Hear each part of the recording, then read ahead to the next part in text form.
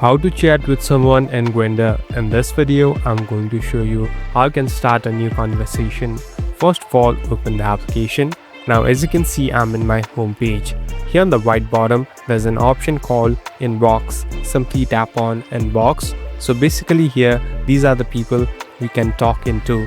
Now you can even directly talk to other people by matching with them and simply tapping on the inbox button. Now simply tap on the one with whom you want to talk, and here on the bottom you can easily start having conversation. So this is the chat box, and here both of the people can start talking with one another. So you can make them as a great friend and later match up and pair with them too. Thank you for watching this video. I hope this video will help you.